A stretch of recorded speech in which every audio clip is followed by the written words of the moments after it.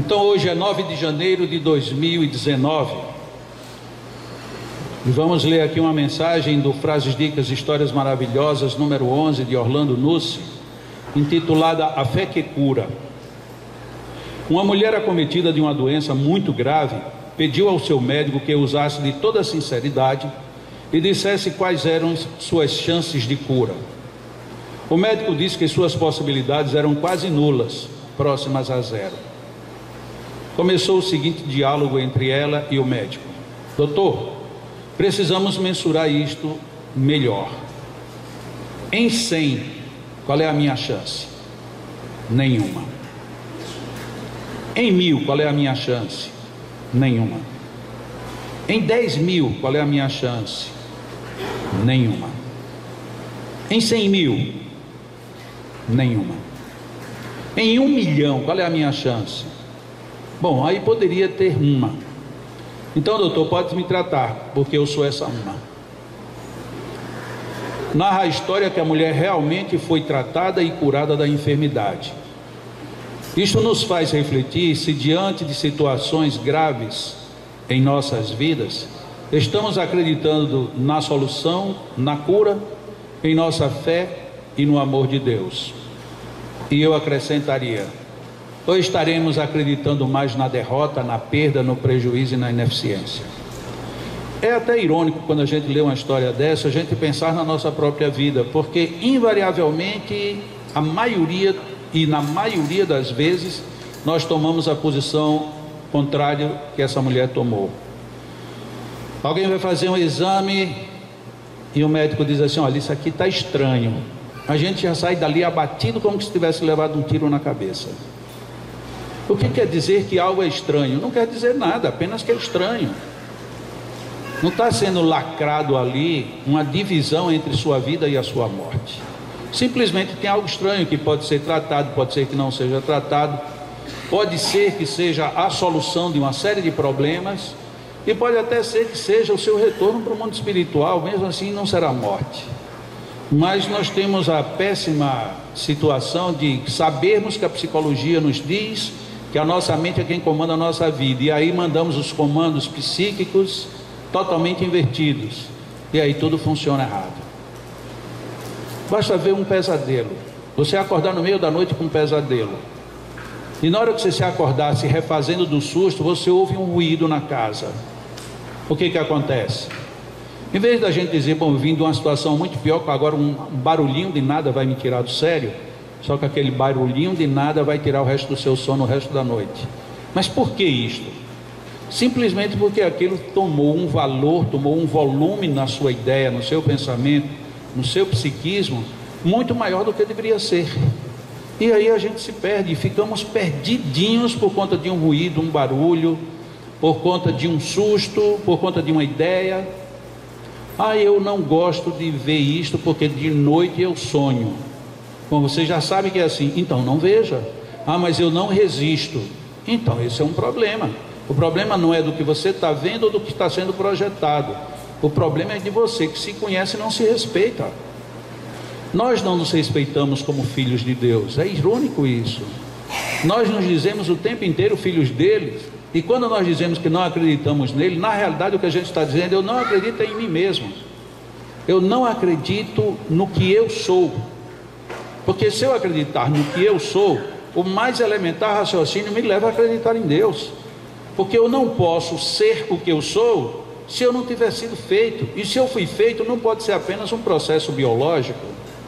O processo biológico não justifica a vida inteira, justifica a manutenção biológica de alguns corpos, mas não significa que você desenvolva intelectualidade, que você desenvolva emoções, ou até mesmo que você nem desenvolva nada, mas que você esteja ali mostrando que existe uma existência.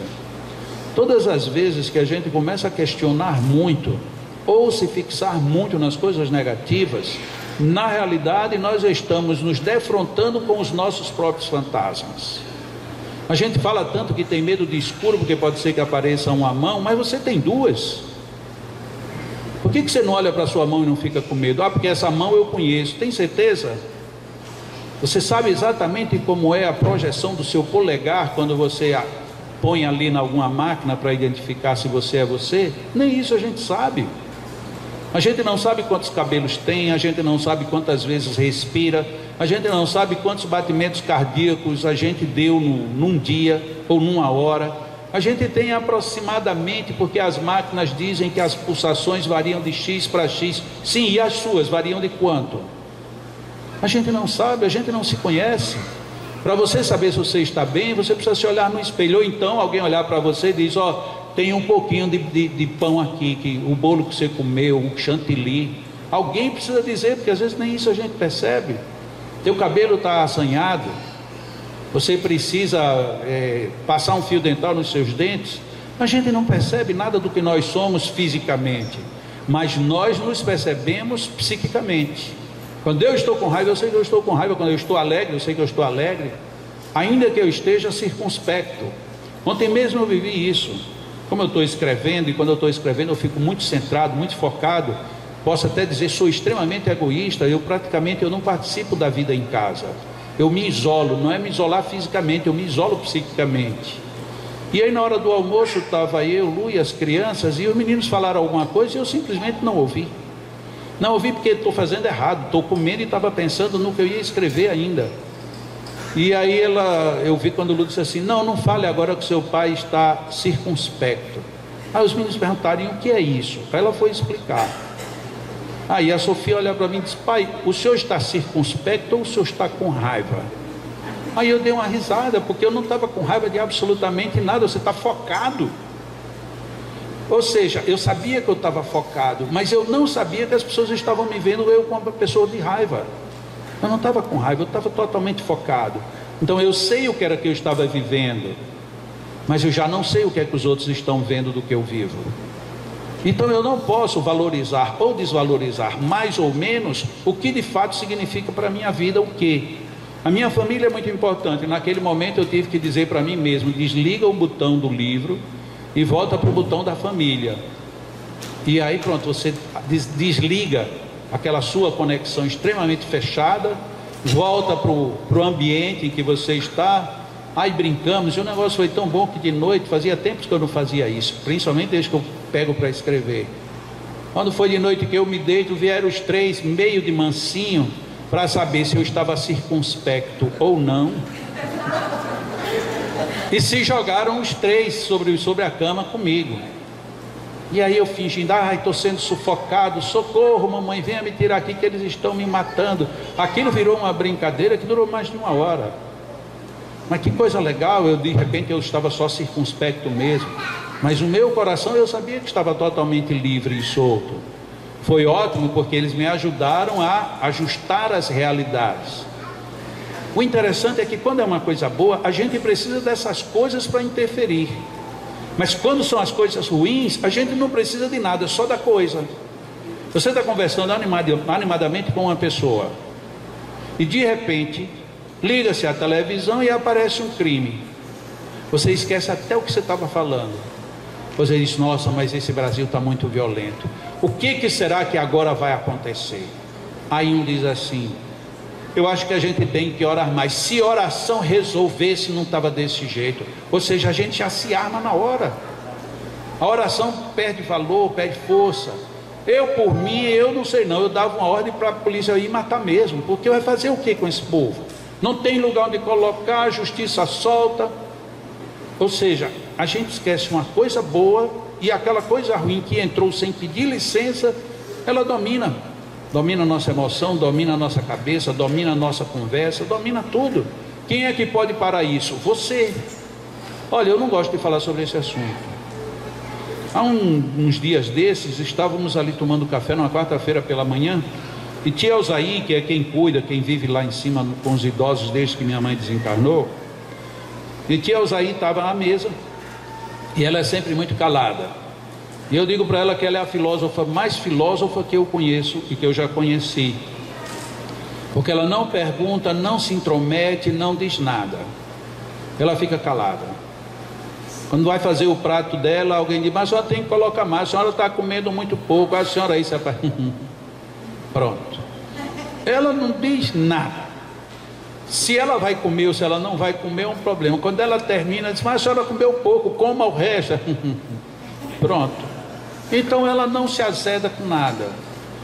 E aí nós estávamos lá no café e começou o jornal, e esse jornal é uma beleza, né? Para quem gosta de galinha cabidela é uma beleza, porque o sangue sai pela tela. Isso é só depois, só colocar os pedacinhos de galinha que já está tudo pronto. E aí a gente estava conversando, aí de repente um de nós, não sei quem, parou para olhar a televisão e disse assim, olha que coisa mais terrível. Ela disse, as coisas terríveis desaparecem quando se desliga a televisão. Pronto, acabou. Foi o que aconteceu, pega-se um aparelhinho desse tamanhozinho, chamado controle remoto, se aperta um único botãozinho e acabou o problema. E aí todo mundo sorri, diz, mas essa tia Alzaí, ela é demais, ela não diz nada. Quando ela diz na medida e pronto, e acaba. Mas é assim que a gente deveria fazer na nossa vida. Tem alguma coisa muito ruim me perturbando? Desliga. Ah, mas não é fácil porque você se acostumou a nunca desligar. No dia que você se acostumar a desligar uma, duas, três, daqui a pouco você desliga qualquer coisa. Ah, mas vão dizer que eu sou desligado. É melhor você ser desligado e viver bem do que ser ligado e viver maluco. Porque tem gente maluca nesse mundo. Inclusive, antigamente era só televisão, o que já era muito. Agora é o celular. Nossa Senhora, como esse celular é um famigerado. Porque você só quer ver só uma notícia, mas aquela notícia linka para outra. Aí vem para uma piada, aí vem para uma coisa grosseira, aí vem para uma lista de discussão, e daqui a pouco você amanheceu e não dormiu. Você começa o dia nervoso. Ah, toda vida que eu durmo mal, eu preciso ir ao médico para tomar uns remédios para poder dormir. Diz, não precisa não, é só desliga o celular, acabou. Ah, mas eu fico com frenesi. Isso daí é uma questão de superar o vício. Uma semana já passou tudo, deixa de lado. Eu estava agora recentemente, passei meus 4 dias de férias anuais. Se dá exatamente entre a primeira e segunda semana de janeiro. Eu estava nos meus 4 dias de férias, eu, minha mulher e os 3 meninos. E lá no hotel onde a gente estava, pouca gente com celular. Os que estavam com celular não tiveram férias. Porque onde você os via, eles não estavam com ninguém, eles estavam ele e o celular. Isso é terrível. Você tirou férias, lhe permita-se. Viva as suas férias. Olha como é que você vai tirar férias se você não consegue se permitir a liberdade de alguma coisa que é nociva a você. Não, mas as pessoas sabem que você está de férias, sei. E se precisar de alguma coisa urgente, você está de férias. Na hora que você terminar, escolha uma hora do dia só para conferir isto. Eu fui a um médico a semana antes do ano novo, e ele disse, olha, está tudo bem, mas se você precisar de segunda até a quinta noite, você pode me ligar. De sexta a domingo, nem que você me ache, eu não lhe atendo. Eu disse, mas e se eu precisar na sexta, no sábado, no domingo? Reze a Deus para você não morrer, porque eu só lhe atendo na segunda. Eu disse, mas é sempre assim? Ele disse, sempre, porque eu tiro férias toda semana, de sexta a domingo, não atendo. Lógico que ele estava falando de forma fechada, eu já sei que ele já atendeu várias pessoas em finais de semana, mas ele está se preservando o direito de ficar tranquilo, o direito de usufruir sua família. Mas por que a gente não usa o direito de usufruir a nossa presença? Eu quero viver comigo mesmo, bem, porque se ninguém gosta de viver mal, por que viver mal comigo? Nossa, eu estou que não suporto mais. Pois então tira esse peso. Quem é que mandou você carregar esse peso? Lembrando uma frase que eu já disse aqui há muito tempo, e que foi recebida numa reunião mediúnica aqui no Leão, um espírito disse assim, inclusive é dessas coisas raras, né, que muito raramente a gente ouve que teve uma comunicação mediúnica aqui no Leão. E o espírito anotou assim numa psicografia, se você estivesse sentindo um peixe fora d'água, mergulhe. É exatamente essa a mágica. Está ruim, você está fora d'água, mergulhe, está resolvido o problema. Você está indo em frente, o caminho é errado, 180 graus, você já está no caminho certo. Tudo é muito simples, tudo é muito fácil, desde que a gente queira. Se a gente não quiser, não adianta. Se a gente não quiser, a gente vai se agarrar nas desculpas, nas invenções, nas justificativas que não explicam nem justificam coisa nenhuma. Por isso é que quando a gente diz, eu tenho fé de que vou vencer essa doença, vou vencer esse mal, vou vencer o que seja, vence. Como aconteceu no caso dessa mulher. Em 100 casos não tem cura, em 1000 não, em 100 mil não, em 1 milhão, no milhão pode ser que tenha uma, pois eu vou me segurar nessa única daí. É isso que a gente tem que fazer. A gente tem que escolher a coisa e a possibilidade boa. Não temos por que escolher a possibilidade ruim. Escolhe a possibilidade ruim quem não pensa em si mesmo, ou até que se permite dizer que não acredita em Deus. Porque se você acredita, você vai em frente. Mas não é dizer que eu acredito em Deus da boca para fora. É viver acreditando em Deus interiormente. E não é um Deus totem, não é um Deus um homem barbado de cabeça branca, não é um Deus personalista que só cuida da terra e o resto do universo está perdido no espaço. É um Deus que criou leis tão bem estabelecidas que todos nós vivemos, convivemos e nos movemos nessas leis, e de tal maneira é tão estruturado que se eu contrario, eu me prejudico. E uma das coisas que mais prejudica, portanto que mais contraria a própria vida, é a gente optar por valorizar mais o mal do que o bem. Acreditemos na única possibilidade que a gente tem de vencer. Investamos nisso. Vamos em frente, porque é aí onde vem a nossa vitória. Deus, Pai de infinito amor, de sabedoria maior, bondade suprema, aqui estamos novamente reunidos, já recebendo todos os fluidos e todas as bênçãos deste ano novo, que não se limitam pelos calendários humanos, mas que se renovam pela renovação das nossas esperanças. Favorece-nos, Senhor, com os melhores fluidos, com as melhores bênçãos, com as melhores energias. Fortifica-nos o ânimo, para que nunca cedamos às ideias pouco felizes ou improdutivas que nos surgem no dia a dia. Que confiemos mais nas possibilidades, por menores que sejam, nas possibilidades que nos favorecem vidas melhores, com mais progresso, com mais vitórias. Nós sabemos que desde a construção do universo até as leis que nos trouxeram ao que somos hoje, em tudo vigora a justiça, o equilíbrio e a harmonia. Portanto, Senhor, se eventualmente não me encontro totalmente ajustado nisto em mim mesmo, favorece-me com as tuas bênçãos o envio dos teus mensageiros, e que tudo isto nos harmonize interior e exteriormente.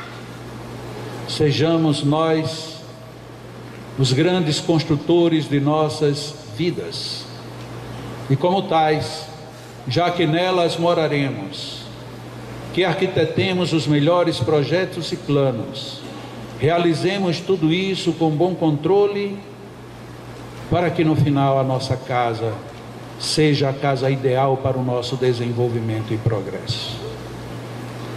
Os amigos espirituais aqui presentes já prepararam o nosso ambiente com fluidos esses que são de harmonia e de regeneração.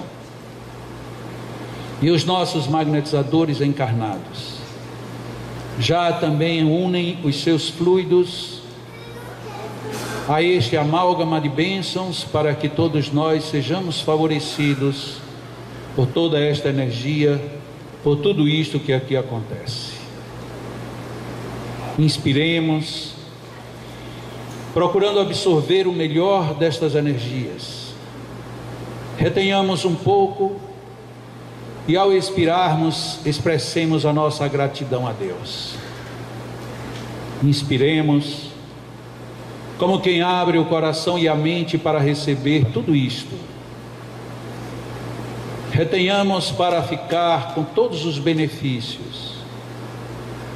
E quando expelirmos o ar de volta, seja sempre de gratidão, de agradecimento por todas essas bênçãos, por estas oportunidades.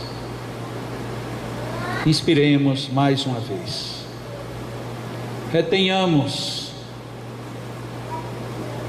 e expressemos a nossa gratidão ao bem maior.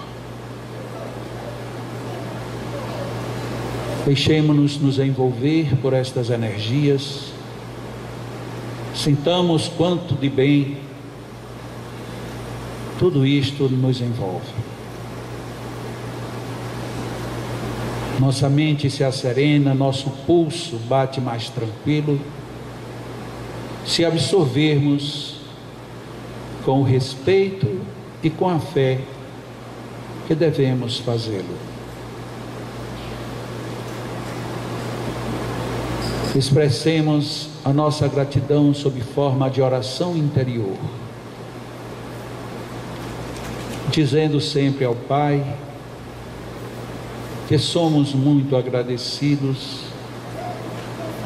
e que o que pedimos é porque ainda nos sentimos fracos e que por isso mesmo pedimos muita força, muita perseverança no bem e muita amplitude nos nossos melhores valores para ficarmos melhor. Absorvamos mais um pouco desta energia e deixemos-nos nos envolver nas tuas bênçãos. Os nossos magnetizadores irão magnetizar nossas águas. E convido a todos para que permaneçamos em oração até que os passes propriamente ditos sejam reiniciados. Deus nos abençoe a todos, agora e sempre.